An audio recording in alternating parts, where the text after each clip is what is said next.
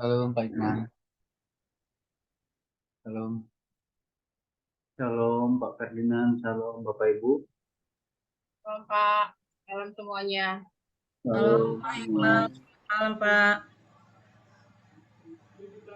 Shalom Bapak Ibu dan teman-teman semua. Shalom shalom.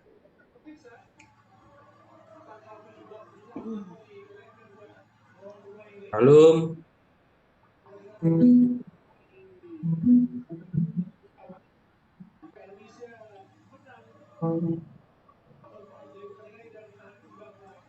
Shalom, Pak Hikman. Shalom. Yesusku penyelamat, tiada yang seperti Engkau. Setiap hari ku memuji keajaiban kasih-Mu.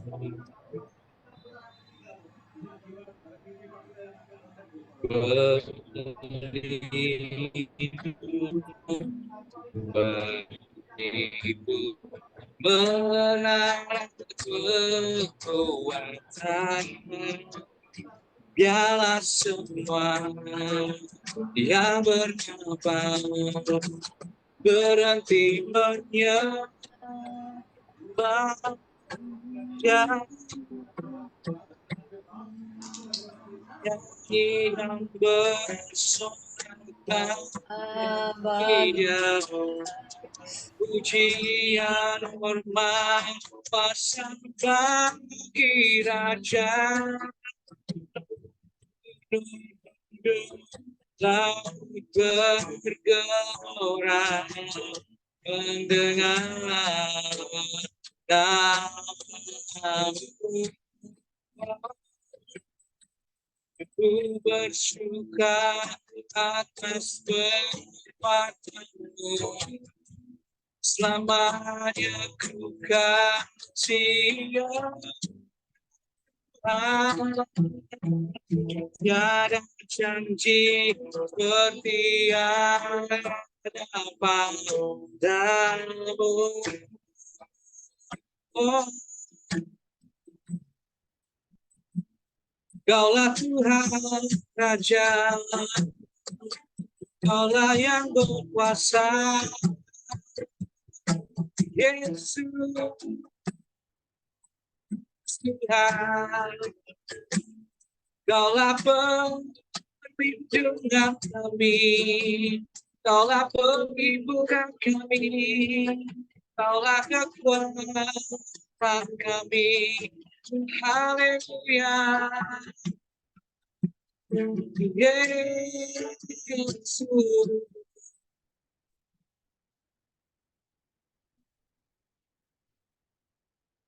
Haleluya, haleluya. Terima kasih Tuhan, terima kasih.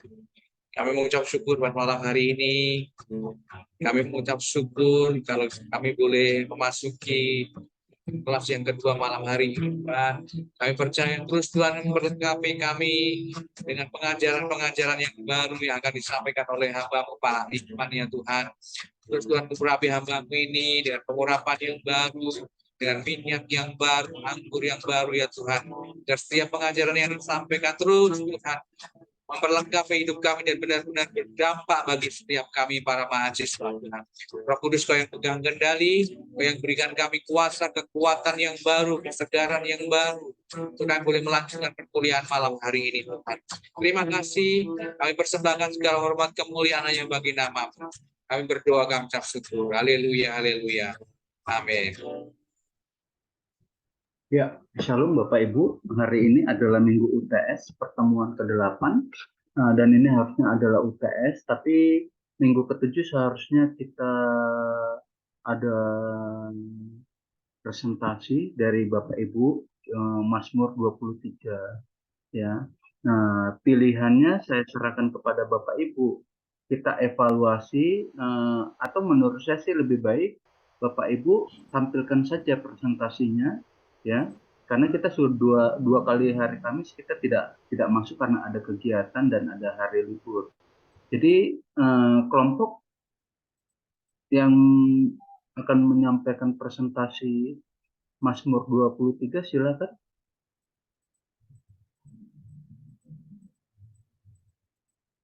Bapak Ibu, saya lupa ya. Saya waktu itu mengatakan UTS UAS itu ada tugas tafsir ya. Tapi saya belum kasih ayatnya ke Bapak Ibu. Kalau untuk tugas kan udahlah saya anggap tugas makalah kelompok itu udah lebih dari cukup lah ya. Tapi untuk tugas pribadi UTS dan UAS itu Bapak Ibu belum tafsir. Jadi saya begini saja. Saya malam ini akan kasih satu ayat untuk jadi tugas Bapak Ibu ya. Eh, Silakan Bapak Ibu catat ya. Eh, sat- Tunggu Bapak Ibu, saya buka iswordnya.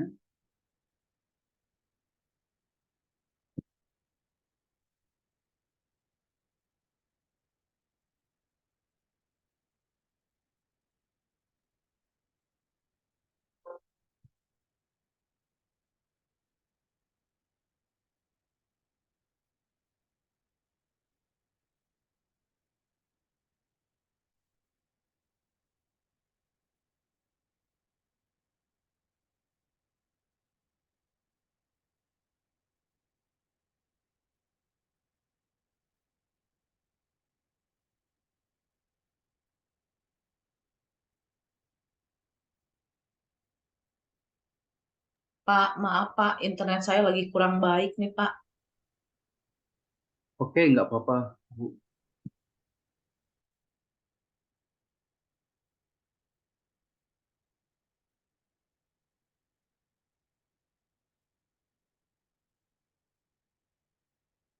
Tunggu Bapak Ibu, saya siap taruh di ini ya, di RPS biar saya ingat kalau ada ini.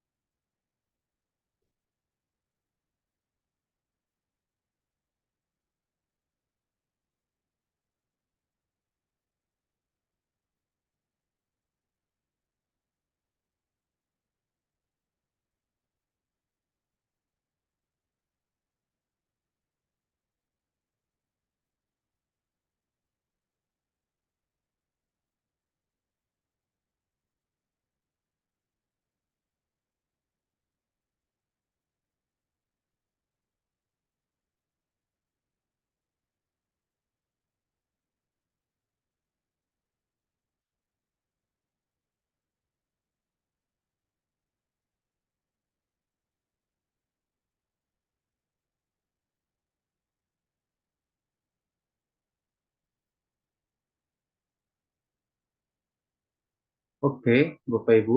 Eh,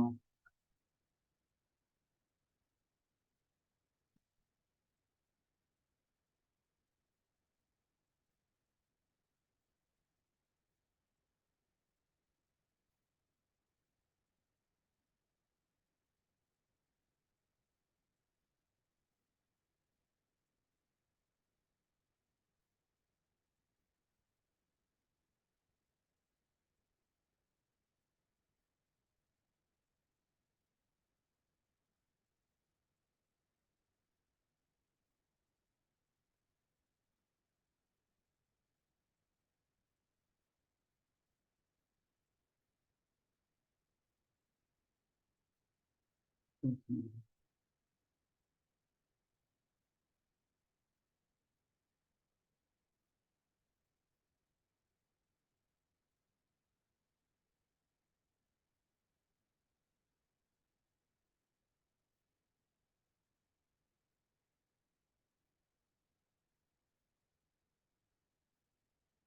baik Bapak Ibu, saya kasih 2 ayat untuk Bapak Ibu tafsir, ya.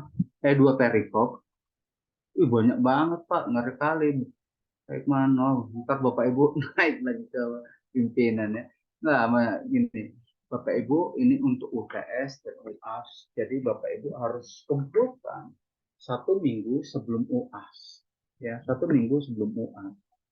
Nah, jadi Bapak Ibu masih punya waktu 8 minggu untuk mengerjakan tugas UTS sekaligus UAS ini. Yuk, Bapak Ibu boleh pilih, ya, ada 2 perikop. Bapak Ibu boleh pilih, ya, tafsir 2 Samuel 15 ayat 1 sampai ayat 12, ya. Sekali lagi, 2 Samuel 15 ayat 1, ya, sampai ayat 12, atau Bapak Ibu pilih 2 Samuel, ya, 2 Samuel 12 ayat 1 sampai ayat 14. Silahkan pilih di antara kedua ini, ya. Nah, pendekatan yang Bapak Ibu pakai, ya, ini pendekatan konteks pertama. Konteks. Nanti Bapak Ibu boleh contoh punyanya Pak Yu waktu kemarin dan Ibu Asri. Yang kedua adalah latar belakang sejarah dan budaya. Dan yang ketiga adalah leksikal. Nah, paham ya Bapak Ibu ya? Bapak Ibu silakan pilih. Nah, Bapak Ibu untuk leksikal, Bapak Ibu boleh pilih kata kerja. Kalau kata kerjanya Bapak Ibu lihat di Isword itu ternyata jumlahnya sangat banyak, maka Bapak Ibu gunakan saja maksimum 10, ya. Atau gini saja lah, saya kasih minimum. Minimum dari satu perikop itu 10 kata kerja, ya, minimum.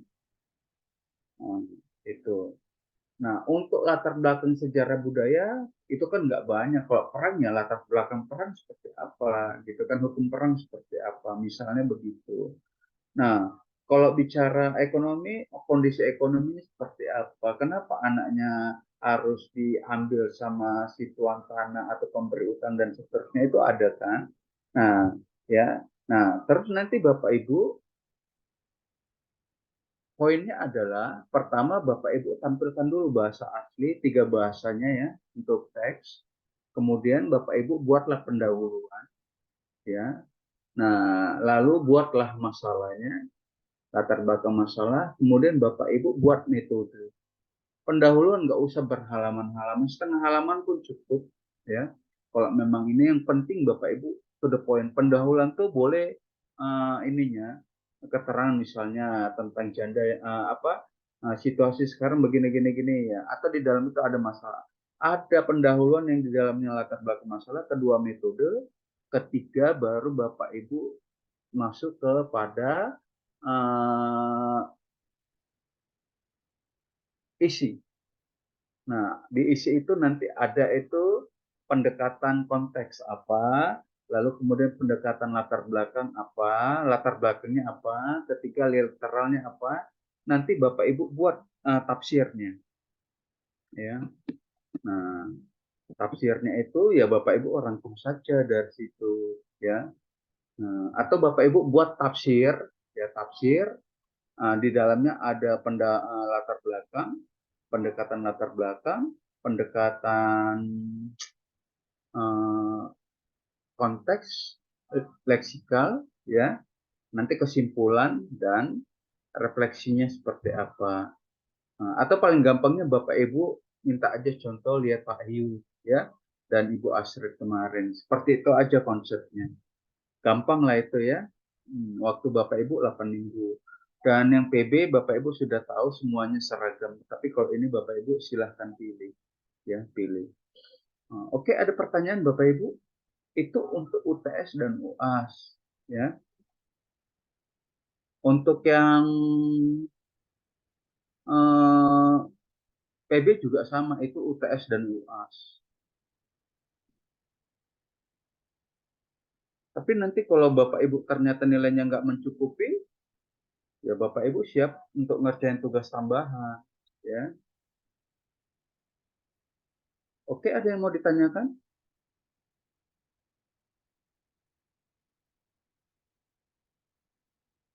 Baik, Bapak Ibu,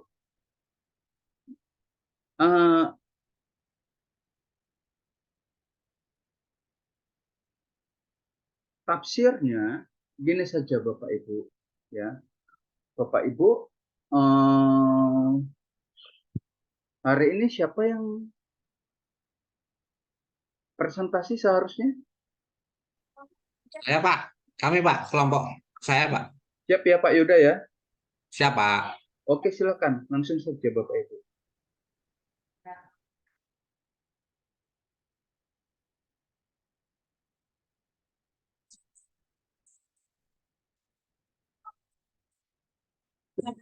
Mau nggak sama atau karena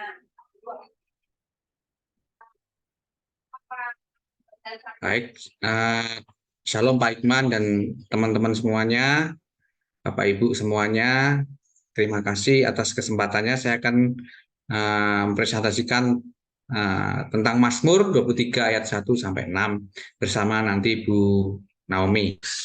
Ya, Mazmur ayat 23 ayat 1 sampai 6 ini perikopnya adalah Tuhan gembalaku yang baik. Mazmur Daud, Tuhan adalah gembalaku, takkan kekurangan aku. Ia membaringkan aku di padang yang berumput hijau. Ia membimbing aku ke air yang tenang. Ia menyegarkan jiwaku. Ia menuntun aku di jalan yang benar oleh karena namanya. Sekalipun aku berjalan dalam lembah kekelaman, aku tidak takut bahaya sebab Engkau besertaku. Gadamu dan tongkatmu, itulah yang menghibur aku. Engkau menyediakan hidangan bagiku di hadapan lawanku. Engkau mengurapi kepalaku dengan minyak, pialaku penuh melimpah. Kebajikan dan kemurahan belaka akan mengikuti aku seumur hidupku, dan aku akan diam dalam rumah Tuhan sepanjang masa. Ya, ini untuk struktur teks Mazmur 23 ayat 6, 1 sampai 6 ada menurut Hans Joachim Kraus membagi Mazmur 23 menjadi dua bagian, yaitu Yahweh Sang Gembala ayat 1 sampai 4, Allah Tuhan di tempat kudus ayat 5 sampai 6. Kemudian menurut Greg juga membagi Mazmur ini menjadi dua bagian, yaitu Allah sebagai gembala ayat 1 sampai 4, kemudian Allah sebagai tuan rumah ayat 5 sampai 6. Kemudian untuk genre, Edward S. Gerstenberger mengategorikan Mazmur ini sebagai nyanyian keyakinan atau Song of Confidence. Greg mengkategorikan sebagai Mazmur keyakinan atau Mazmur of Confidence. Kemudian C. Hassel Bullock mengategorikan Mazmur 23 ini sebagai Mazmur kepercayaan atau Psalm of Trust, gitu ya. Yang mana pemazmur mengistirahatkan seluruh kehidupannya kepada pemeliharaan yang penuh kasih dari gembala ilahi. Kraus menyatakan bahwa sit im Leben atau situasi kehidupan Mazmur 23 adalah seorang yang menyanyikan suatu nyanyian syukur individu oleh karena keyakinannya pada Allah dalam waktu itu membutuhkan dan mengalami kesulitan. Allah berkaya untuk menolongnya. Kemudian untuk paralelisme dari Mazmur 23 1 6 ini umumnya adalah merupakan paralelisme sintetik, ya, di mana bagian kedua melanjutkan menyempurnakan atau melengkapi bagian pertama. Tuhan adalah gembalaku, takkan kekurangan aku. Nah, dan selanjutnya, ini yang menunjukkan paralelisme sintetik itu di ayat 23, kemudian di ayat yang keempat juga, ya, pada ayat kemarin juga merupakan sintetik. Oleh karena bagian pertama dilanjutkan atau dilengkapi dengan bagian yang seterusnya, begitu juga selanjutnya. Kemudian untuk analisa konteks dari Mazmur 23 ayat 1 sampai 6, yaitu dengan gagasan utama Tuhan adalah gembalaku, ini diapit oleh Mazmur 22 dan Mazmur 24 yang isinya memiliki kaitan yang sangat erat. Bila Mazmur 23 menjelaskan pemeliharaan sang gembala kepada domba-dombanya, Mazmur 22 memberikan gambar yang dikerjakan oleh sang gembala dalam memberikan nyawanya bagi kawanan domba gembalaannya. Sedangkan Mazmur 24 menyatakan apa yang akan dikerjakan gembala dalam kemuliaan serta kemenangan sang gembala bagi domba-domba pada masa depan. Dalam perspektif hidup kita sebagai orang yang percaya kepada Tuhan, Mazmur-Mazmur ini dapat dilihat dari perspektif karya, waktu, dan berkat Tuhan bagi kita. Mazmur 22 adalah karya gembala dalam menebus dosa kita. Mazmur 23 adalah karya gembala dalam memelihara hidup kita sebagai umat tebusannya. Dan Mazmur 24 adalah karya gembala dalam memuliakan kita sebagai umat pilihannya.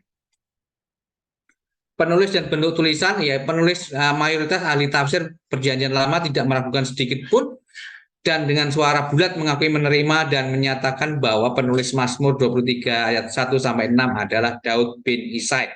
Alasannya, dua kata awal pada ayat pertama sangat jelas disebutkan, yaitu Mizmor David. Ya, bentuk tulisan hubungan gembala dan domba sering dikali dipakai oleh para penulis Perjanjian Lama dengan menggunakan majas atau gaya bahasa metafora. Metafora adalah gaya bahasa kiasan yang menuliskan benda dan benda lain dengan perbandingan langsung atas dasar sifat yang sama atau hampir sama. Konteks sejarah, ya, posisi Mazmur ini di Mazmur 23 ayat 1 sampai 6 dalam tradisi Yahudi. Pada ayat pertama dari Mazmur berdasarkan tradisi lama, Raja Daud diakui sebagai penulis Mazmur 23. Disebutkan dalam kitab suci Ibrani, Daud telah menjadi gembala sejak muda, ya. Mazmur 23 secara tradisional diyakinkan oleh seorang Yahudi dalam bahasa Ibrani dalam acara makan Sabat pada Sabtu sore.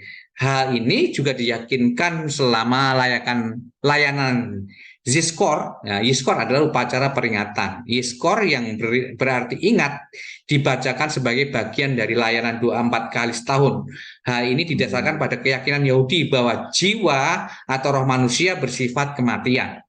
Dengan mengenang kebajikan orang-orang yang masih hidup dapat memperoleh manfaat melalui perbuatan baik terhadap sesama. Ya, posisi Mazmur dalam tradisi Kristen, gereja Kristen mula-mula yang cukup kental dengan budaya Yahudi memakai Mazmur 23 ayat 1 pada Ester Virgil. Ester Virgil adalah malam Paskah, juga disebut malam Paskah, besar Paskah. Pelayanan yang diadakan di gereja-gereja Kristen tradisional sebagai perayaan resmi pertama kebangkitan Yesus. Secara historis selama layanan ini orang-orang yang dibaptis diterima dalam persekutuan secara penuh ke dalam gereja.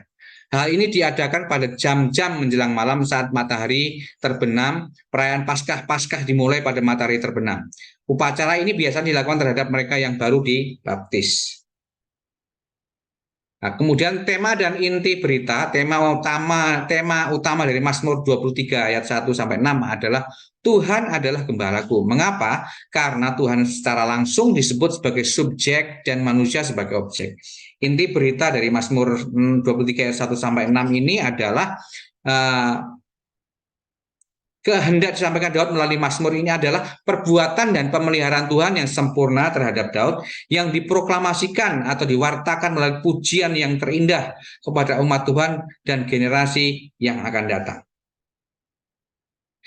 Untuk analisa teks akan disampaikan oleh Bu Nami. Silakan Bu Nami. Baik, terima kasih Pak Yuda. Saya akan melanjutkan untuk menganalisa teks di sini dari Mazmur 23 ayat 1. Mazmur Daud, Tuhan adalah gembalaku, takkan kekurangan aku.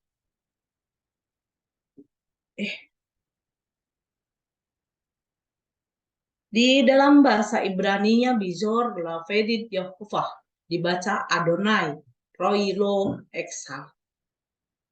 Kata Mazmur Mizomar adalah kata benda maskulin tunggal dari akar kata zemor.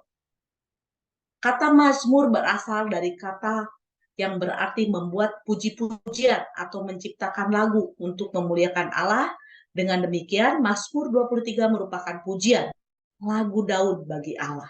Kemudian kata selanjutnya dalam ayat 1 adalah Tuhan adalah gembalaku, tak akan menjadi kurang aku.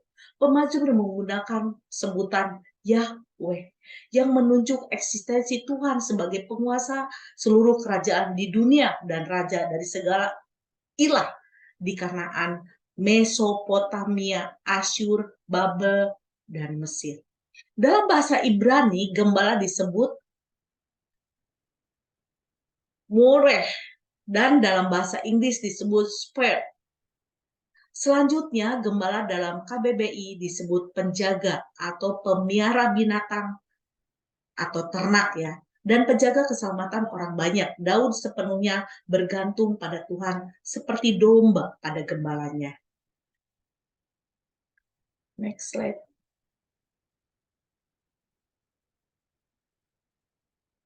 Mazmur 23 ayat 2. Ia membaringkan aku di padang yang berumput hijau. Ia membimbing aku ke air yang tenang. He makes me to lie down in green pasture. He led me beside the still waters. Bahasa Ibraninya, Binot desi yabites amei manukot yehaleni. Melalui ayat ini, Daud ingin menekankan bahwa Allah adalah yang menyediakan segala kebutuhan kita. Domba memerlukan rumput, seorang gembala akan selalu memberikan apa yang dibutuhkan oleh domba-dombanya. Begitu pula Tuhan. Pemazmur berkata, ia membaringkan aku di padang yang berumput hijau. Sebagai gembala, Tuhan membaringkan umatnya di padang yang berumput hijau. Kata Newah menunjuk kepada situasi padang yang dipenuhi dengan padang rumput hijau. Dan dalam bahasa Inggris disebut lay to down. Selanjutnya, kata pembaringkan dalam KBBI berasal dari kata baring, yang artinya meletakkan badan dengan punggung atau sisi badan di sebelah bawah. Jadi pembaringan artinya adalah meletakkan merata, menidurkan sebagaimana layaknya orang tidur. Next slide.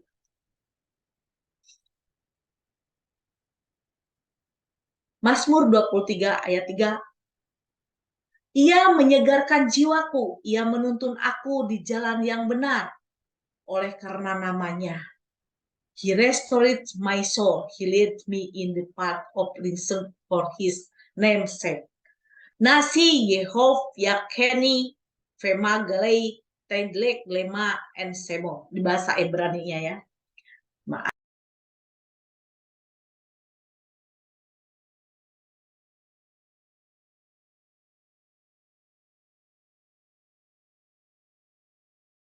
Suaranya Bu Naomi apa ini?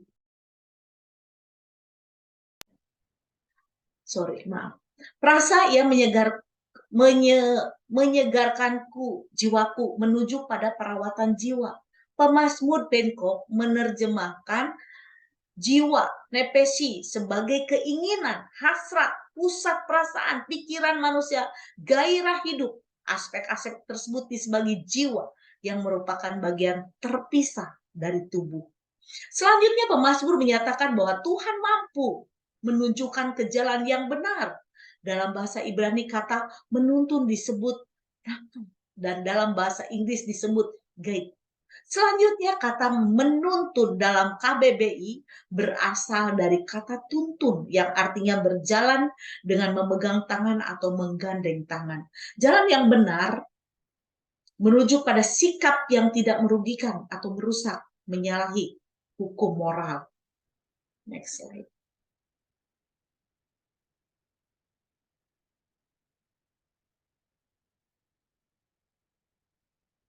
Sekalipun aku berjalan dalam lembah kekelaman, aku tidak takut bahaya, sebab Engkau besertaku. Gadamu dan tongkatmu itulah menghibur aku. Yea, though I walk through the valley of the shadow of the death, I will fear no evil, for to earth with me. The road and the step to comfort me. Bahasa Ibrani-nya Gam ki elik begei Salma Fetlo, Irara, Ki Atah, Imadi, Sif, Teka, Umisat, Teka, Hemah, Yana, Kamum. Sekalipun aku berjalan dalam lembah kekelaman, domba-domba suatu waktu akan melalui lembah kekelaman. Perasa dalam lembah kekelaman di Gesi, Salawat. Ini bisa diterjemahkan sebagai bayangan kematian atau kegelapan yang sangat gelap, kegelapan yang sangat dalam. Tetapi Tuhan membawa umatnya melewatinya. Ini berarti bahwa seringkali rencana Tuhan menginginkan umatnya untuk berjalan saat sulit menghadapi bayang-bayang kekelaman dan tempat-tempat yang gelap di dalam hidup umatnya. Dalam bahasa Ibrani, kata gada disebut umishir dan kata tongkat disebut isyevet. Dalam bahasa Inggris, kata gada disebut mace dan tongkat disebut batons. Kata gada dan tongkat adalah subjek kalimat verbal, di mana predikatnya adalah menghibur, menjamin, kembali memberi ketenangan, reassure. Oke, next. Mazmur 23 ayat 5-nya. Engkau menyediakan hidangan bagiku di hadapan lawanku. Engkau mengurapi kepalaku dengan minyak. Pialaku penuh melimpah. To prepare a table before me in the presence of my enemies. To anoint my head with oil, my cup runneth over.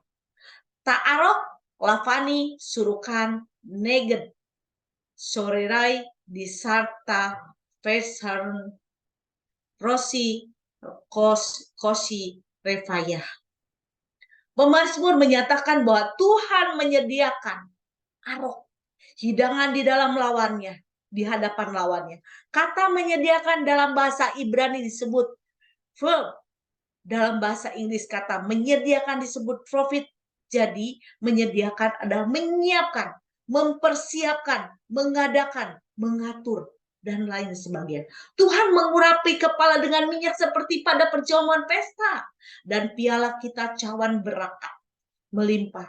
Mazmur 23 ayat 5, 1 Ibrani 19 ayat 1, Korintus 10 ayat 16a, 21. Di dalam Mazmur 23 ayat 5, kita memiliki Allah Tritunggal, Putra sebagai meja, pesta, Roh itu sebagai minyak urapan, dan Bapa sebagai sumber berkat.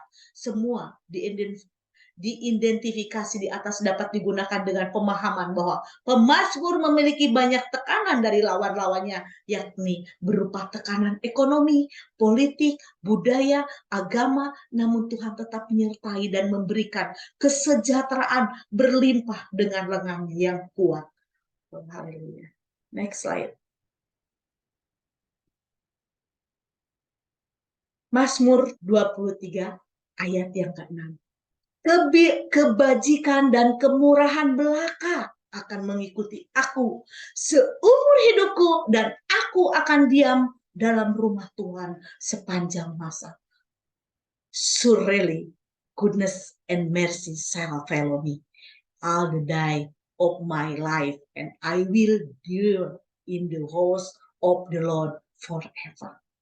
Wow. Aktov veket yer defuni ko yemi kayasi wa washepti bevit Yehova, dibaca Adonai leoke yemin. Tuhan diyakini akan setia memberkati pemazmur dengan kebijakan dari kemurahan, kebijakan merujuk jiwa yang bahagia, kepuasan terhadap penentuan materi, pemenuhan materi, karakter yang baik, kecerdasan, penyelesaian permasalahan, hingga mampu menggapai kesuksesan.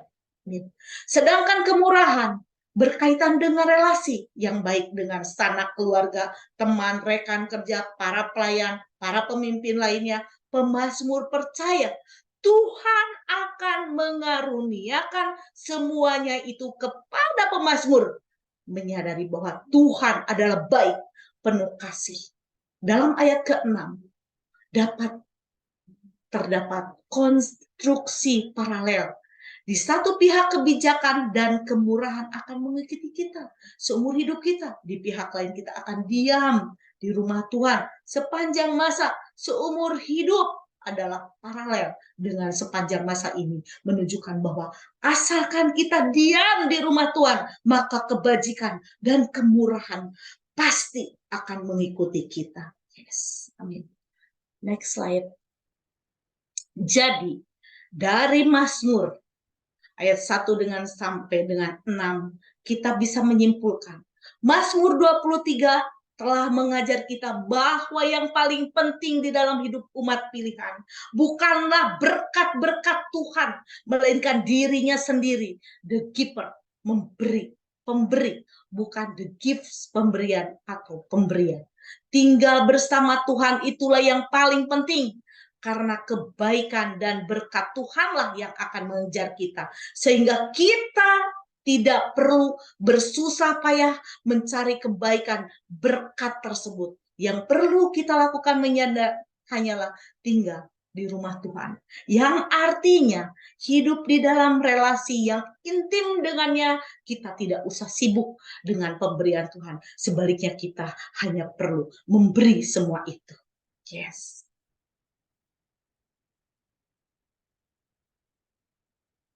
Daftar pusaka di sini sangat banyak sekali. Terima kasih Tuhan Yesus memberkati dari pemazmur ini. Haleluya. Terima kasih Pak Hikman. Silakan teman-teman. Terima kasih Pak Hikman, terima kasih. Ya, silakan Bapak Ibu. Saya sendiri melihat sebetulnya apa yang dipresentasikan oleh kelompok ini lebih kepada kajian teologisnya, Bapak Ibu. Ya, kalau Bapak Ibu lihat tadi itu kan ada perdebatan ahli, lalu ada penjelasan ahli. Nah, kalau yang saya tangkap seperti itu. Jadi sumber yang digunakan itu tidak pure adalah sumber tafsir, Bapak Ibu, ya. Nah, kenapa? Karena kalau saya lihat memang itu lebih bersifat kandungan teologis yang ada di dalamnya, sementara teologis itu merupakan hasil dari eksegesis. Kalau Bapak Ibu banyak bertanya melakukan eksegesis, nah itu kan muncul hasil itu kan muncul dari berbagai pertanyaan, maka muncullah teologi. Sama Bapak Ibu, teologi Pentakosta itu kan muncul didasarkan dari penafsiran orang tentang pencurahan Roh Kudus, tuh ya. Jadi seperti itu yang saya tangkap. Nah, jadi tidak kelihatan, memang presentasinya bagus, PowerPoint-nya bagus, tapi tidak kelihatan hasil presentasinya, hasil eksegesenya itu maksud saya. Tapi nggak apa-apa. Ini kan resiko kelompok ya. Jadi silakan Bapak Ibu bertanya kepada kelompok. Saya nyatat loh Bapak Ibu yang nanya-nanya itu loh ya.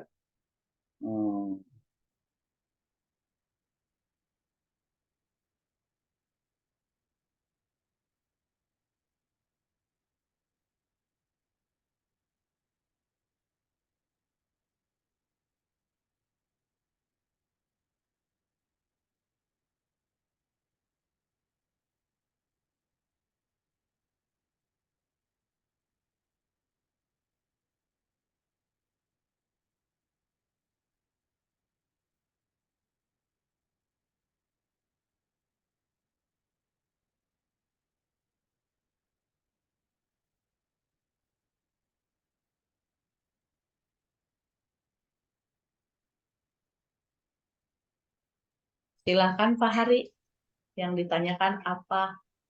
Saya mau catat.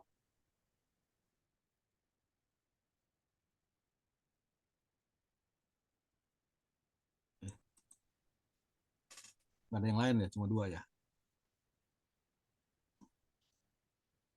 Oke, kalau gitu. Kedengar nggak suaranya? Kurang kedengaran ya Pak Hari, sedikit lagi mungkin. Kecil. Gimana? Lu teriak ini. Dah? Jelas? Bro? Ya, Silakan boleh, ya. boleh. Oke. Pertanyaannya pertanyaan seperti umum ini. Ini kan kitab-kitab puisi, ya, seperti yang minggu lalu kita belajar ngebahas puisi. Nah, memang eksegesinya memang belum ketahuan sebetulnya, ya. Nah, simpel pertanyaannya adalah kalau ini kitab puisi, apakah ada pengertian di balik ini? Kalau kita lihat misalkan Tuhan adalah gembalaku, berarti kita domba. Misalkan takkan kekurangan aku. Sekarang kalau ada orang Kristen yang kekurangan, apakah dia bukan domba?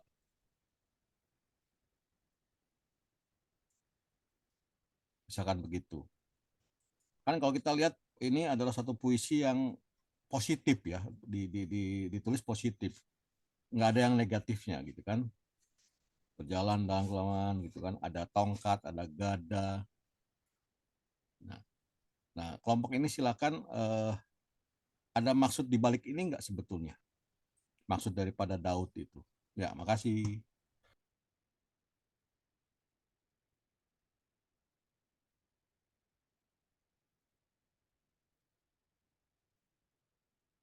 Silakan Grace, saya tampung dulu kali ya Pak, pertanyaannya ya Pak ya. Ya, silakan.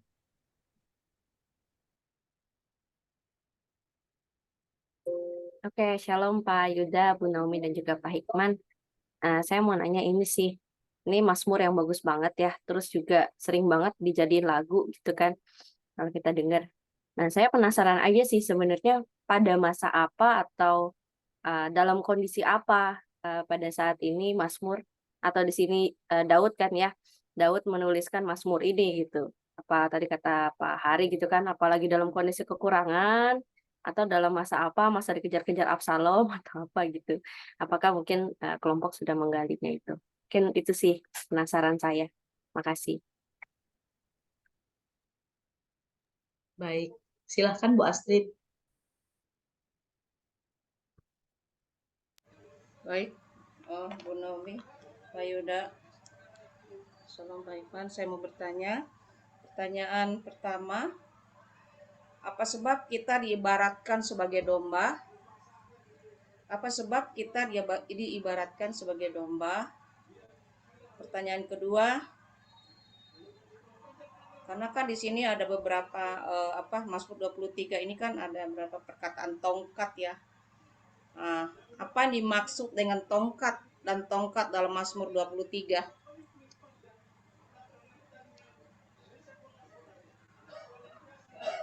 Itu aja. Makasih Bu Naomi.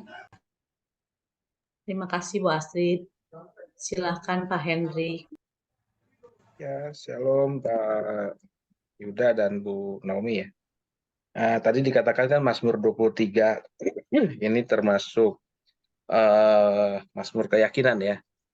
Keyakinan akan pemeliharaan Tuhan ya sebagai gembala. Nah, tadi saya lebih spesifik sebenarnya tadi saya mau tanya juga dalam keadaan apa Daud menulis ini, tapi saya mau coba lebih spesifik di ayat 5. Engkau menyediakan hidangan bagiku di hadapan lawanku ya. Nah, engkau mengurapi kepalaku dengan minyak, pialaku penuh melimpah. Ini punya arti apa sih menyediakan hidangan bagiku ini ya di hadapan lawanku ini? Maksudnya apakah ini itu tadi ya berkaitan dengan pertanyaan Grace tadi. Apakah ini dalam masa pertempuran lalu Tuhan membela Daud apa gimana gitu ya? Boleh tolong digali karena tadi kan di PPT-nya itu kan hanya menyebutkan bahwa provide. Jadi menyediakan, menyiapkan, mempersiapkan, mengadakan, mengatur dan sebagainya.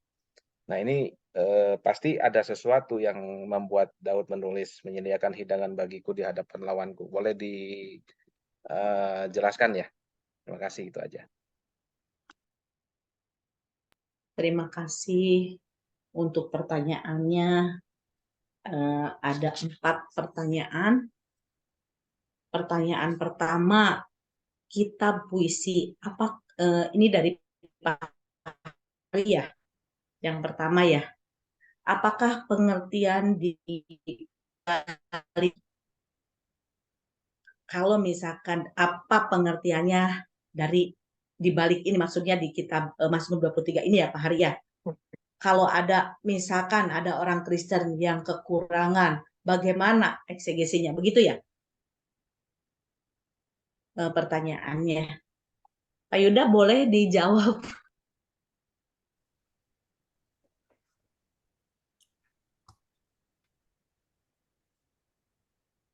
Iya Bu, lagi berisik pengen di rumah banyak. Oke.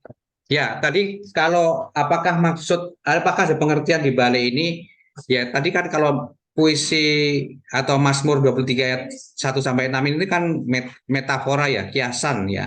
Jadi tidak sebenarnya Tuhan itu sebagai gembala, tapi sebagai kiasan. Jadi itu latar belakangnya karena Daud juga mengalami sebagai gembala ya. Jadi dia mengalami betul domba-domba itu seperti apa membutuhkan gembala. Seperti itu pertanyaan pertama dari Pak Hari.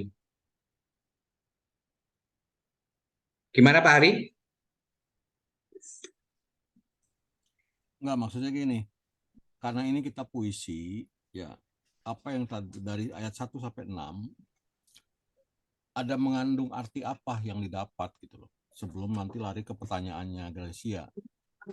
Di kondisi apa waktu Daud itu nulis? Apakah hanya Mazmur ya kayak tadi, kalau ini akan nyambung dengan jawaban Gracia sebetulnya. Apakah misalkan waktu Daud itu waktu nyanyi atau bermazmur itu dengan lagi kondisi yang tidak baik,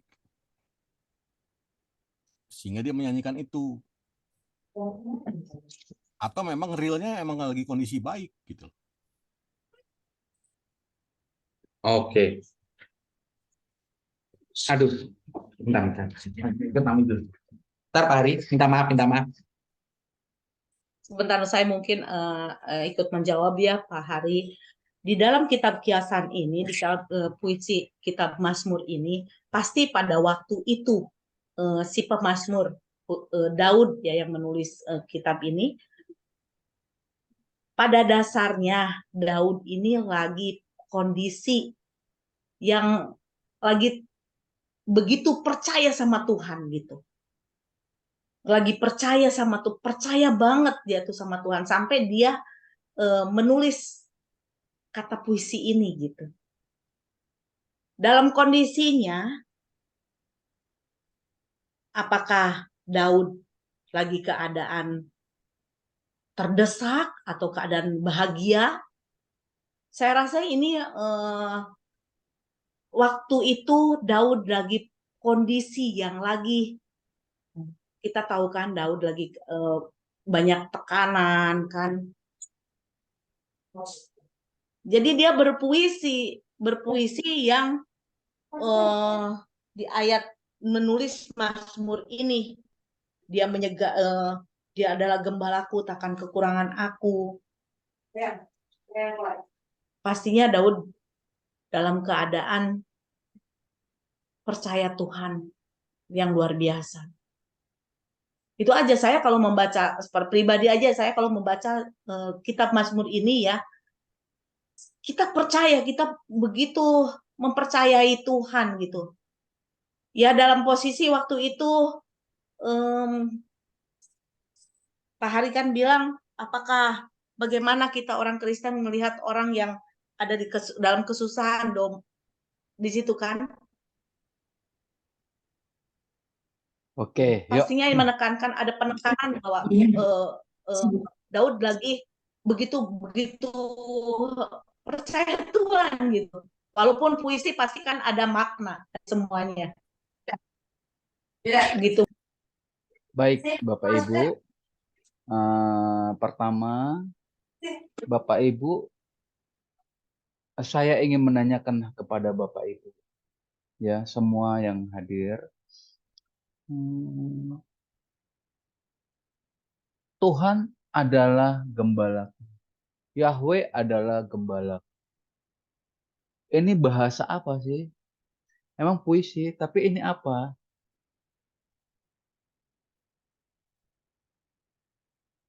Metafora ya Pak? Nah itu kan, Bapak Ibu Iya. kan dari tadi saya tangkap bahasanya metafora, jadi arahnya ke sana. Nah, ayo apa Bapak Ibu?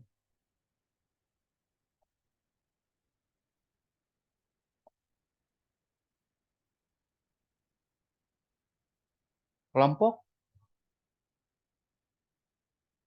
Ya Pak Somel apa Pak?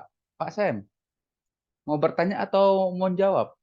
Mau bertanya, Pak. Oh, tunggu berarti. Ya. Nah, Bapak Ibu, ini bahasanya di dalam puisi atau di dalam dalam puisi Alkitab ini masuk di dalam apa yang disebut personifikasi, personifikasi dari kata persona, ya personifikasi, tapi dari kata persona yang artinya adalah eh, gambar Allah digambarkan atau yang Maha Kuasa digambarkan seperti manusia. Itu dia. Nah, kalau di dalam bahasa persona sendiri itu adalah benda mati yang digambarkan seperti makhluk hidup. Ya, benda mati yang digambarkan seperti makhluk hidup, bisa binatang, tumbuhan, atau tanaman. Tapi di dalam pemahaman Alkitab kita, para sastrawan itu menggunakan personifikasi sebagai bahasa Allah yang digambarkan seperti manusia. Ya, nah yuk kita lihat tadi Bapak Ibu sebetulnya kan sudah belajar nih soal Mazmur.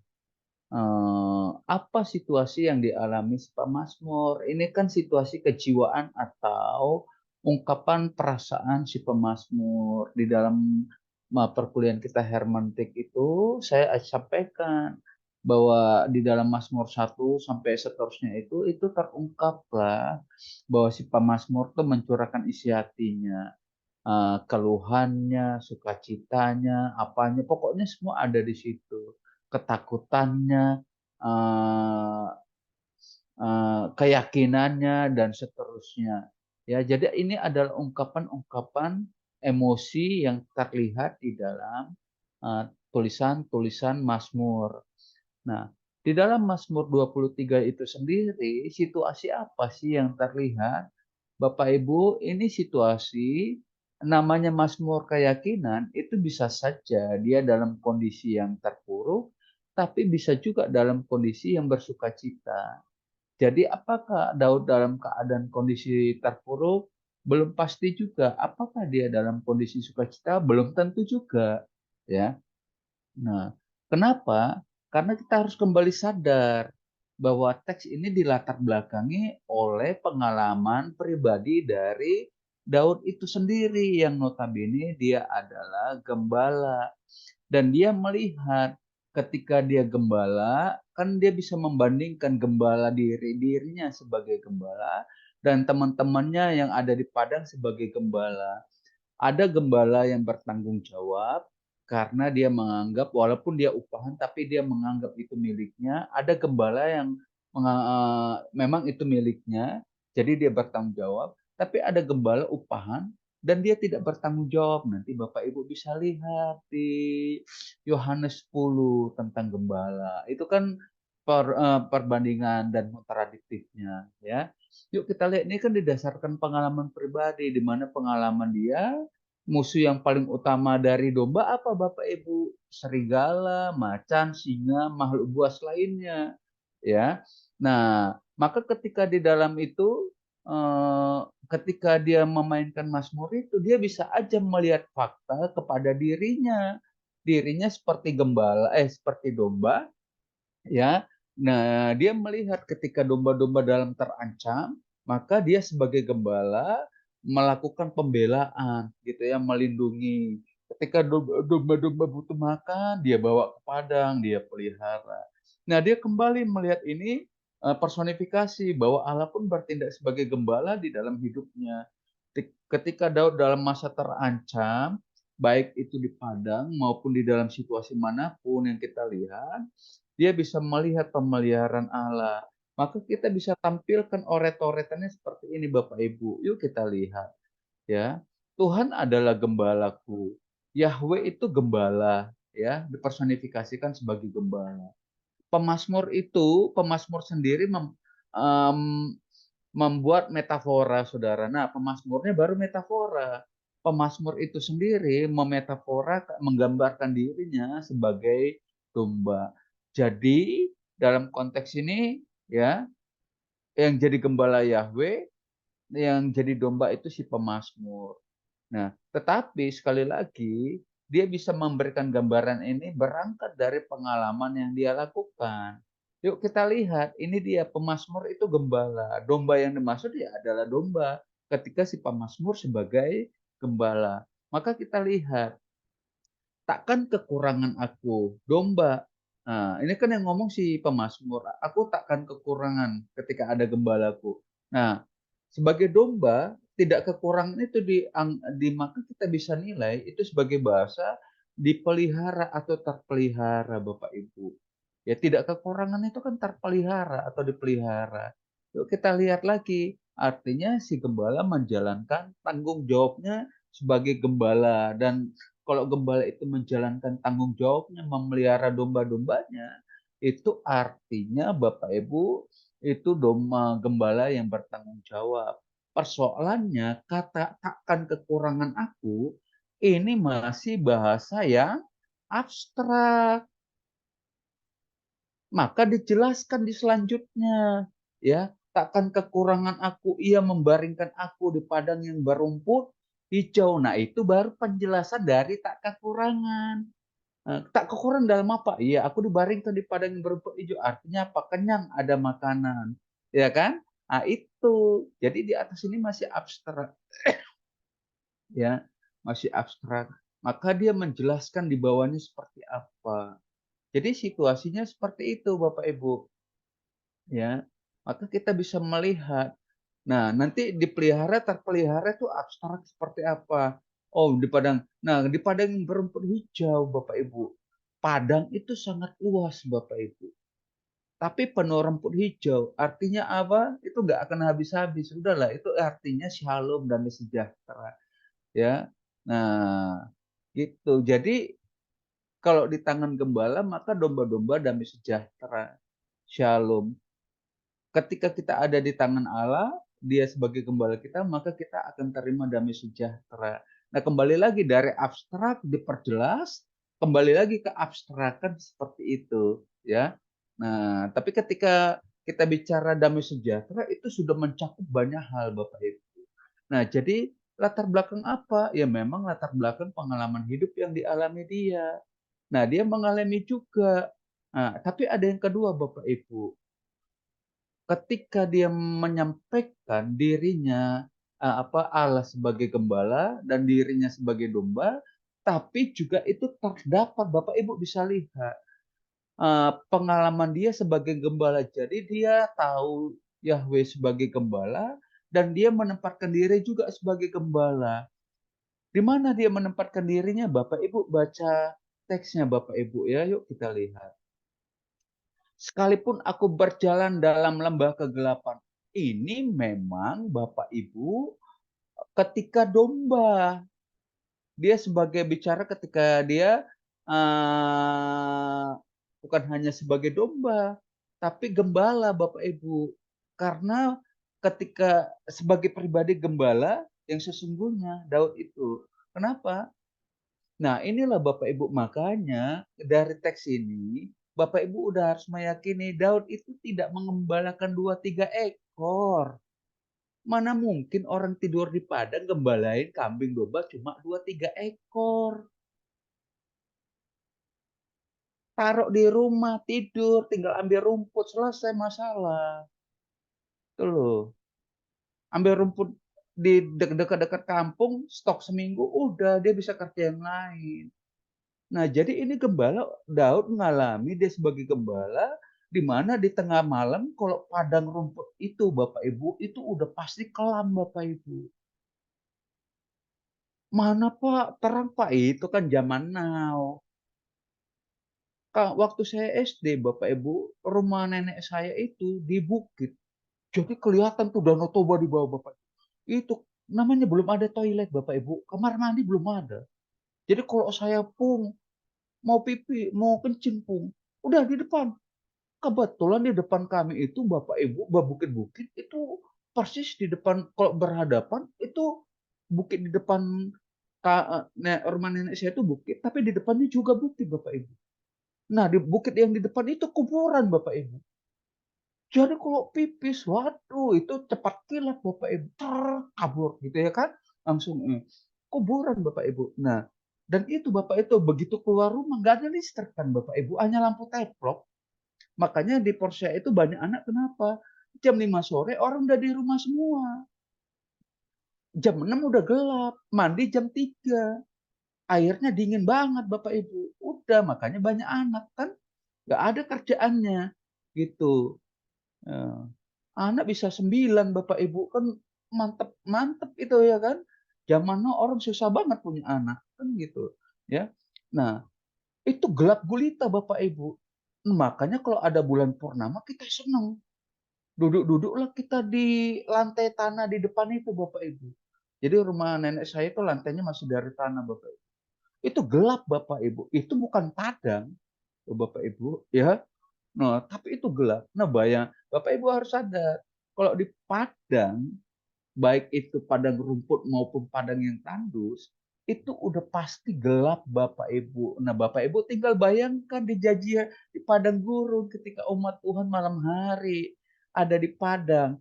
Itu gelap gulita, makanya perlu tiang api supaya kelihatan tuh wajah Pak Hari di situ ya kan.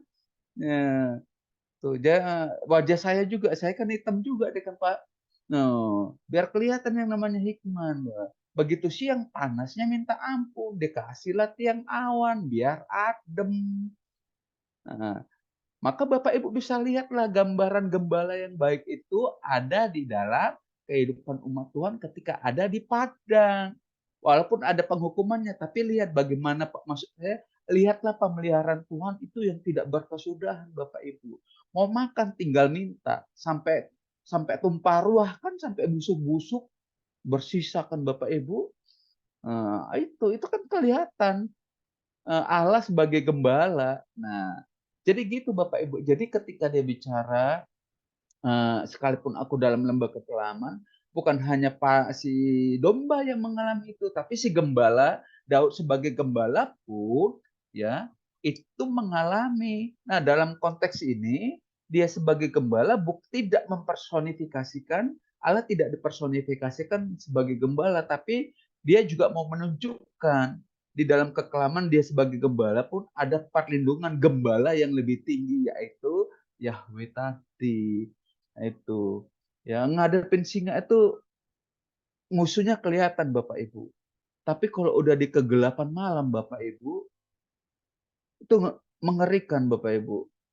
Bapak Ibu bisa lihat lah kalau di rumah Bapak Ibu mati lampu, anak Bapak Ibu masih kecil, nangis kan Bapak Ibu? Wow, gelisah semua, gelisah ya. Nggak tahu kenapa ya begitu. Nah, hawanya malah panas, padahal seharusnya ketika lampu hidup, udara panas Bapak Ibu. Tapi kenapa justru pas mati lampu, udara jadi panas? Nah, itu kan gambaran-gambaran yang kita bisa lihat dimainkan oleh si pemazmur di dalam puisi Mazmur 23 ini Bapak Ibu. Nah, sekali lagi, dari sinilah kita bisa melihat kayak bahwa ini Mazmur keyakinan Daud menempatkan bahwa dalam suka maupun duka dia bisa melihat bahwa Tuhan tidak pernah meninggalkan dia. Gitu. Ya, selalu ada pemeliharaan Tuhan. Bahkan di tengah jalan kegelapan malam pun sebagai gembala dia menuntun domba-dombanya, ada pemeliharaan Tuhan. Bahkan ketika dia sebagai domba, di dalam kesesakannya pun selalu ada pemeliharaan Tuhan. Maka Bapak Ibu bisa melihat dua raja-raja ya Bapak Ibu ya. Satu raja-raja dan dua raja-raja. Atau Bapak Ibu bisa lihat satu raja-raja pasca pengurapan Saul sebagai raja, pengurapan Daud sebagai raja, dia diserang habis-habisan sama Saul, dan kita bisa melihat bagaimana Allah ya sebagai gembalanya itu menuntun, menyelamatkan dia dan segala macam. Masa-masa kegelapan Daud itu kan adanya di situ Bapak Ibu, ya, adanya di situ. Karena dia diburu untuk dibunuh oleh Saul itu berkisar antara 15 sampai 17 tahun. Nah, Bapak Ibu, Daud itu diurapi umurnya kisaran Bapak Ibu 13 sampai 15 tahun. Tapi nggak ujuk-ujuk jadi raja, butuh waktu kurang lebih 15 sampai 17 tahun Bapak Ibu. Daud ditempa sama Tuhan, tapi dia bisa lihat di dalam kegelapan yang paling kelam sekalipun dia ini. Begitu dia jadi raja yang diakui oleh seluruh suku Israel Bapak Ibu. Dia juga mengalami masa kegelapan, baik karena dosanya maupun karena anak-anaknya. Dia dikudeta oleh anaknya Absalom Bapak Ibu. Ya. Dia mendengar bagaimana anak gadisnya Tamar ditiduri oleh kakaknya gitu kan. Nah, dia melihat, dia merasakan bagaimana dia dihina oleh orang. Jadi seperti itu Bapak Ibu ya.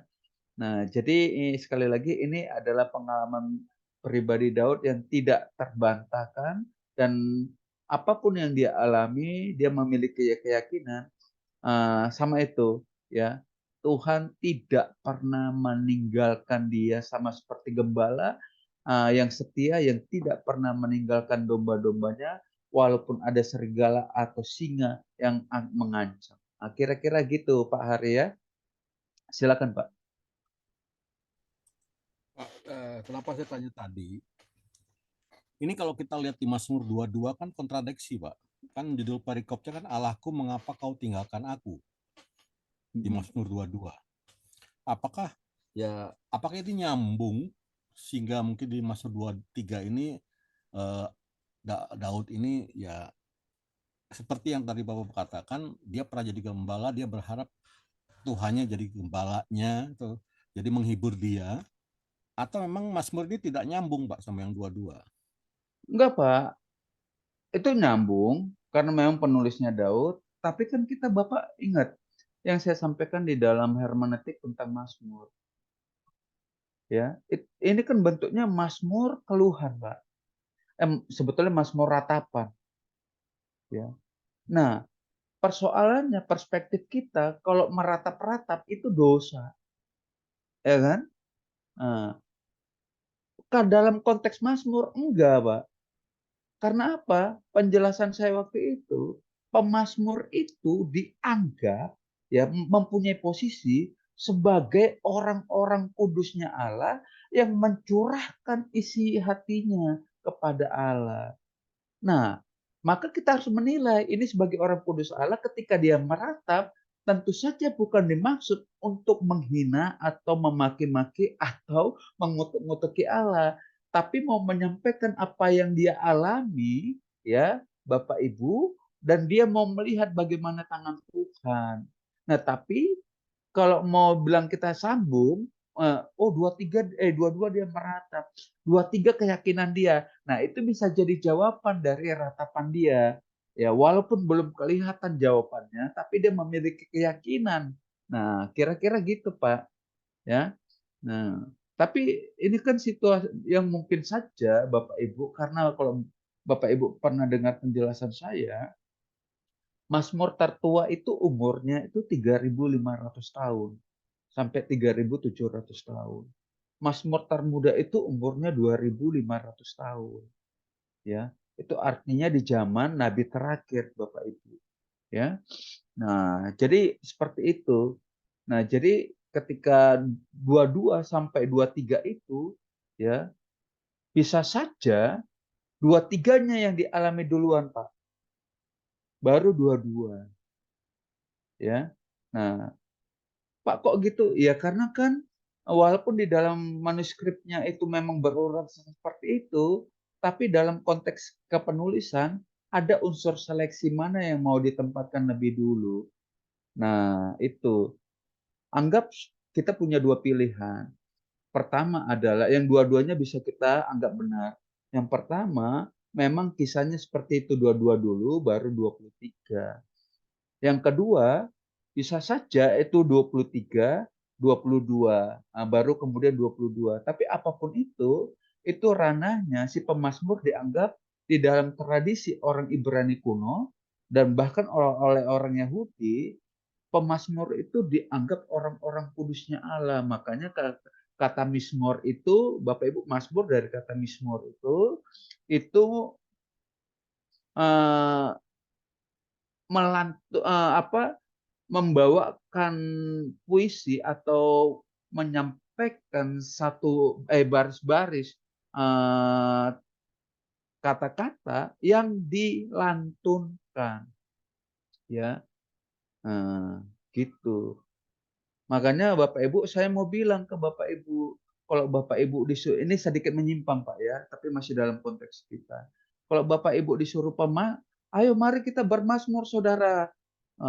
Bapak Ibu jangan silaba-laba ya roh, jangan, itu namanya ngebahasa roh.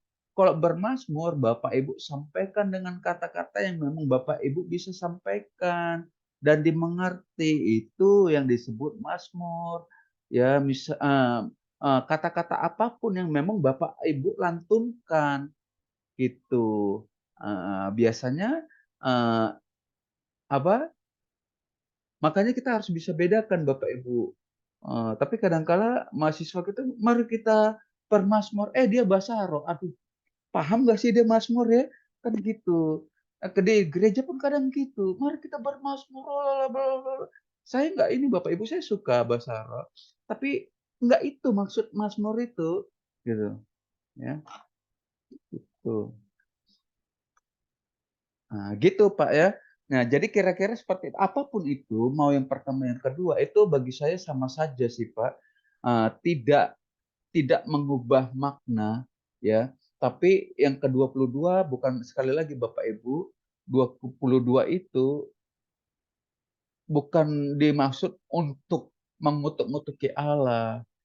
Nah, tapi memang Pak, budaya kita di GBI itu kayaknya terlarang, Pak. Karena saya pernah masuk ruang doa Bapak Ibu, ya. Saya berdoa meratap di hadapan Tuhan terhadap jiwa-jiwa, ya. Karena saya sambil nangis, saya kalau udah bicara doain jiwa-jiwa nangis Bapak Ibu nggak tahan. Dibilang nggak boleh nangis. Di akhir doa sama ketua doa, sama wakil gembala yang mimpin doa di ruang doa, kita nggak, sebagai anak raja nggak boleh doa nangis. Loh, saya kaget. Oh gitu. Ya berarti Allah dia sama Allah saya beda kali ya, saya bilang gitu ya. Nah, sejak itu terakhir kali saya masuk ruang doa Bapak Ibu. Oh, kalau gitu saya pamit lah, nggak cocok saya doa di sini, kan gitu aja Bapak Ibu ya. Nggak lama setelah saya pamit, ada juga yang pamit Bapak Ibu, suami istri. Iya. Nggak, Grace kayaknya kenal tuh. Karena dia dekat tempat kumpulannya orang si Gracia itu. Karena dia tunanetra juga. Chenli ya kalau nggak salah ya. Kamu kenal Grace, Chenli? Oh, lagi off cam. Ya. Gitu Bapak Ibu. Lama-lama tuh ruang doa tutup Bapak Ibu. Ya sudah. Aduh, ya. Jadi memang perspektif orang tuh susah Bapak Ibu, ya. Nggak meratap dibilang mengutuk-ngutuki Allah, yang enggak lah, ya. Kan apa yang Bapak Ibu alami itu kan nggak selalu sama. Siang bisa saja Bapak Ibu sukacita, 1 jam kemudian bisa saja sedih.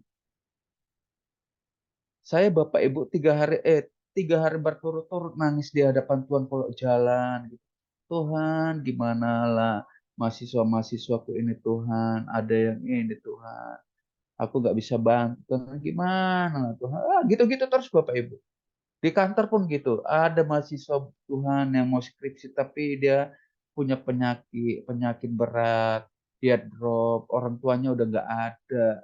Gimana lah biar, itu saya bawa apa? Itu isi hati saya Bapak Ibu. Nggak ada kata-kata Bapak Ibu, dalam hati saya saja. Tahu-tahu saya di ini Bapak Ibu, di WA tadi siang, ya. Itu paginya saya masih gitu ke jalan kampus, Pak. Tiba-tiba saya baca masuk WA. Pak Ekman, siang ini kita ketemu ya. Bapak tentukan saja. Oh siapa ini? Kemudian muncul lagi WA dia. Oh saya udah suka cita Bapak Ibu. 5 menit kemudian muncul WA kita. Saya bilang jam 11 saja ya Pak. Gak usah Pak Ekman. Dibalas jam 12 siang aja. Sekalian kita makan siang. Double sukacita saya Bapak Ibu. 3 hari saya nangis-nangis. Ini kan orang tajir ya Bapak Ibu. Udah pasti ini nggak di warteg ya kan. Nah, nggak mungkin di Starbucks juga. Ini pasti levelnya atas. Benar Bapak Ibu, kami ke restoran seafood. Begitu di sana, Pak Iman pesan saja. Mau apa? Saya ngikut Bapak aja. Udah ayo. Pak Iman mau ini. Akhirnya kami pesan 5 menu Bapak Ibu. Saya Tuhan Yesus. Inilah dalam sejarah hidup saya makan bukan sampai kenyang Bapak Ibu. Ya, makan sampai lelah Bapak Ibu. Ya, itu. Makan aja sampai lelah. Maksud saya Bapak Ibu, ini saya kesaksian memberkati Bapak Ibu juga. Tapi maksud saya perasaan saya itu, ya apa yang saya alami itu bisa berubah tiba-tiba Bapak Ibu. Nah, dan itu tapi Bapak Ibu ketika saya berdoa 3 hari itu, ya sebetulnya bukan 3 hari udah lama, tapi intensnya 3 hari Bapak Ibu terkait masalah itu, ya.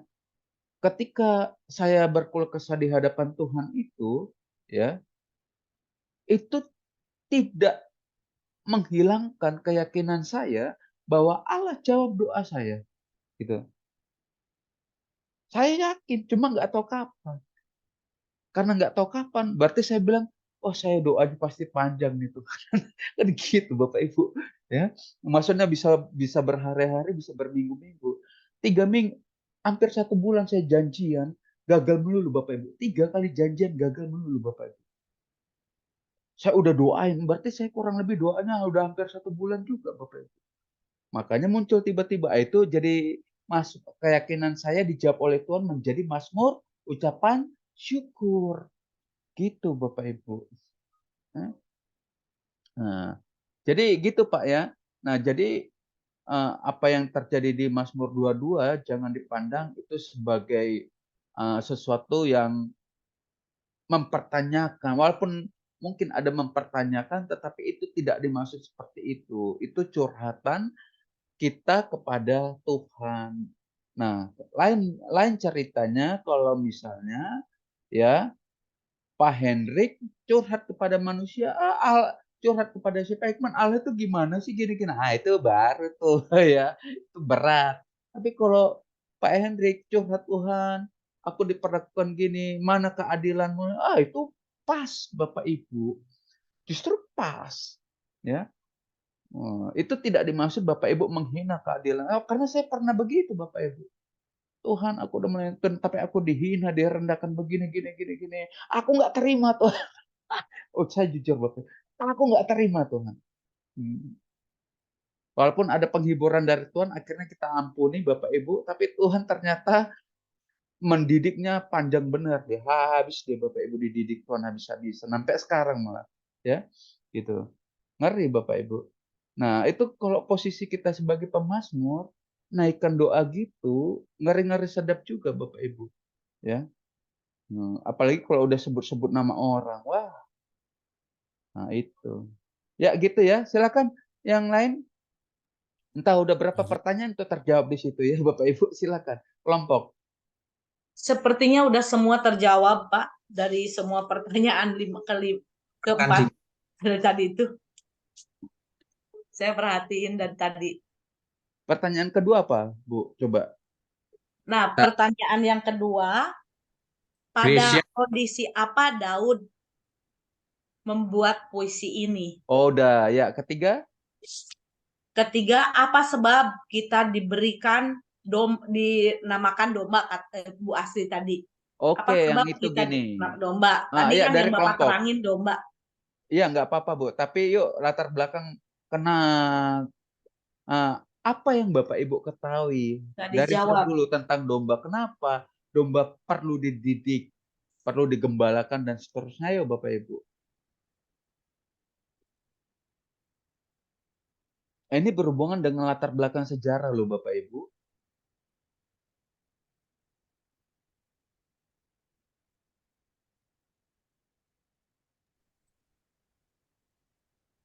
Kemudian arti tongkat tadi ya.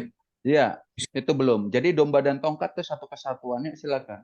Tongkat tadi di makalah ada artinya Pak. Jadi ya itu kan arti yang sesungguhnya ya. Jadi tongkat itu sebagai penopang seorang gembala untuk berjalan ya. Hmm. Artinya seperti itu, Bu Astrid. Kemudian pertanyaan Gracia, kapan Mazmur ini ditulis? Ini saya sendiri di makalah saya cari belum ketemu, Pak. Memang nggak Pak. ketemu, tapi situasinya sudah Pak. Memang nggak ini. Jadi Ya. gini Bapak Ibu. Aku lagi ujian gini, susah Jadi, bener. Bapak Ibu, sekitar 2 tahun lalu ada dosen luar yang mengajar tafsir, ya, ngajar hermeneutik, tapi sekaligus dia kasih contoh soal tafsir. Lalu mahasiswa S2 itu yang juga udah doktor di kampus lain, kampus umum Bapak Ibu, tanya ke saya, Pak Iman, ini situasinya seperti apa sih? Latar kapan Mazmur ini dibuat? Saya bilang. Lalu saya senyum saja, saya katakan begini, Pak, Mazmur itu tidak bisa diprediksi kapan tahun pembuatannya. Karena dari sisi kepenulisan si pemazmur, tahun pembuatan itu tidak penting karena dia bukan kitab sejarah. Dia kitab puisi. Tanggal itu tidak penting. Situasi, maksudnya latar belakang sejarah juga tidak terlalu penting, walaupun seringkali juga ada. Yang penting dari dia adalah curahan hati, ekspresi emosinya itu seperti apa. Beda nanti kalau Bapak Ibu baca Esther. Esther itu udah pasti kitab sejarah. Dimulai saja dengan tanggal sekian, bulan sekian ini zaman Raja Ahasuerus. Daniel itu apokaliptik. Tapi pembukaannya dimulai dengan sejarah. Zaman raja ini tanggal sekian, Raja Babylon. Nah, itu kan sejarah Bapak Ibu. Nah, puisi Bapak Ibu nggak akan nemuin seperti itu. Makanya kalau ada, saya bilang, dosen Bapak aneh. Iya juga ya Pak. Nah, terakhir ternyata dia kritik itu dosen Bapak Ibu. Karena dia juga dokter kan. Dia, oh ya udah, berarti nggak perlulah tahun begitu. Lah mahasiswanya udah stres nyari-nyari kok. Tahu-tahu dengan gampangnya dia bilang, ya nggak perlulah katanya. Ya, gitu. Nah, itu Bapak Ibu ya. Jadi, tapi yang pasti ancar-ancarnya Bapak Ibu, puisi tertua itu ada, puisi termuda itu ada. Ya, diperkirakan. Puisi tertua itu yang mana Bapak Ibu? Ya, kalau yang tertua itu berarti di zaman Musa Bapak Ibu. Berarti nyanyian Musa dan nyanyian Maryam. Kakaknya Musa. Itu puisi tertua yang tercatat Bapak Ibu. Ya, puisi termuda berarti di zaman Nabi terakhir.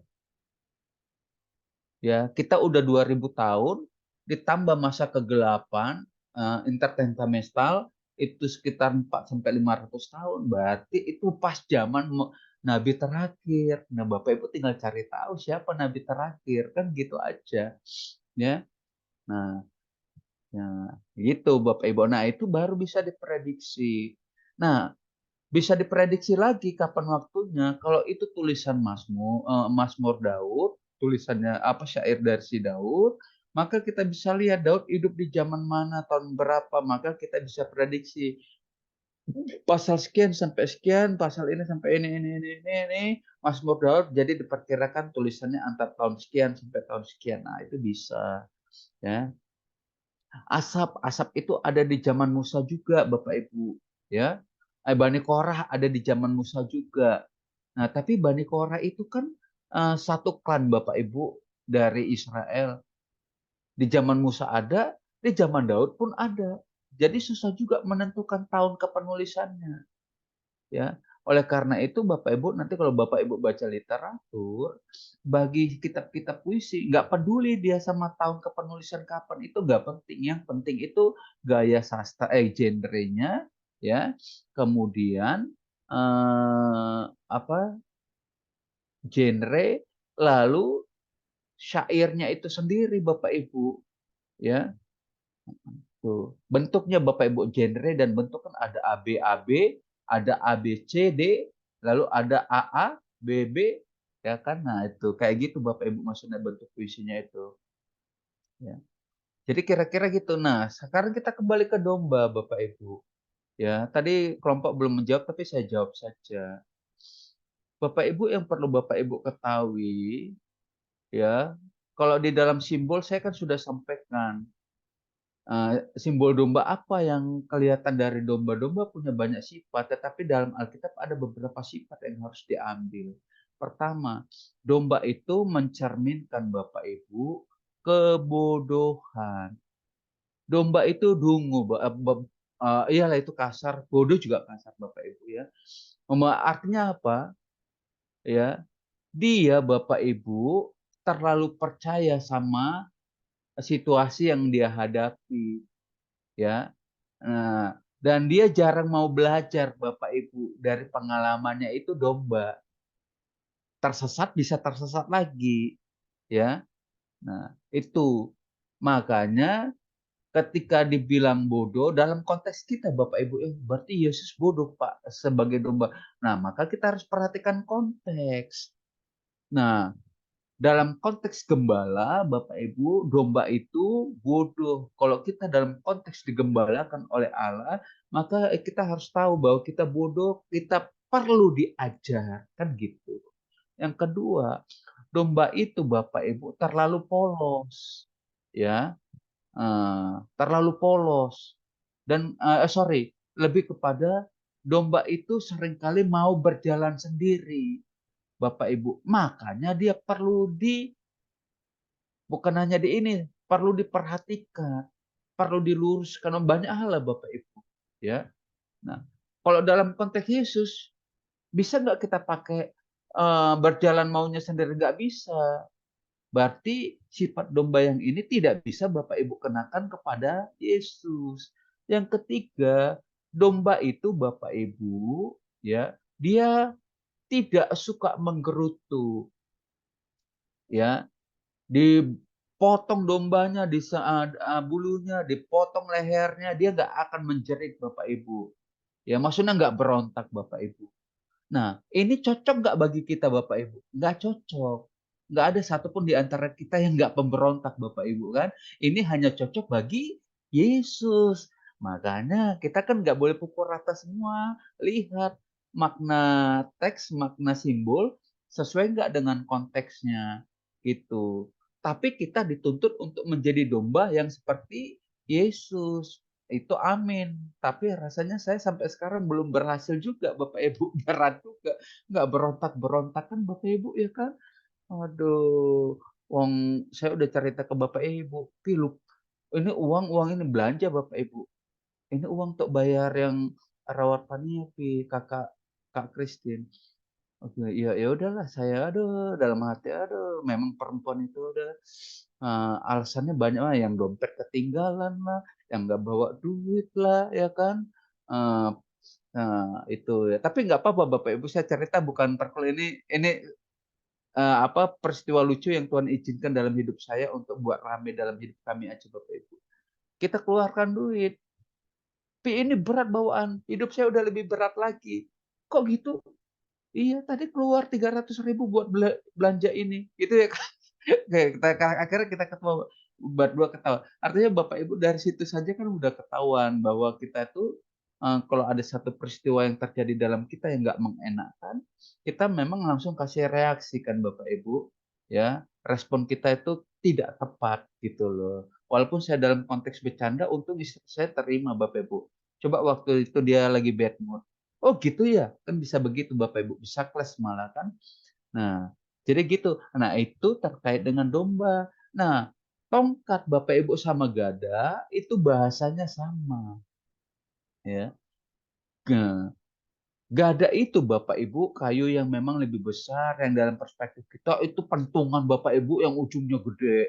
Nah, di dalam dunia kuno nggak seperti itu Bapak Ibu. Ya, tongkat itu panjang, gada itu pendek, ukuran ketebalannya bisa jadi sama. Cuma gada itu lebih gede dikit Bapak Ibu, ya. Karena memang tujuannya untuk memberikan perlindungan. Nah, kalau tongkat Bapak Ibu itu bukan saja dipakai untuk si gembala, tapi untuk mengarahkan, ya, domba-domba yang agak-agak menyimpang, khusus kayak gitu Bapak Ibu. Nah, itu. Jadi artinya juga apa? Pertama, ini kalau di dalam bahasa Mazmur 23 itu jelas itu adalah bukan metafora, tapi simbol, ya. Nah, di dalam konteks Yahweh menggunakan tongkat dan gada itu adalah simbol didikan Tuhan, Bapak Ibu. Didikan Tuhan, arahan Tuhan.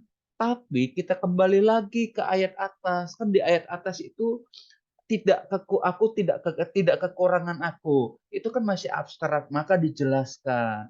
Nah, tongkat dan gada ini bagian dari tidak kekurangan tadi. Maka gada dan tongkat itu merupakan bagian dari shalom, Bapak Ibu. Jadi kalau Bapak Ibu dididik, diarahkan sama Tuhan, ya jangan ngamuk-ngamuk. Itu artinya Tuhan lagi membawa Bapak Ibu ke tempat yang lebih baik gitu loh Bapak Ibu.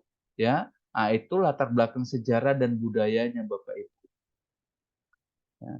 Nah, nanti Bapak Ibu boleh baca itu tongkat dan gada itu sangat jelas digambarkan di dalam New Dictionary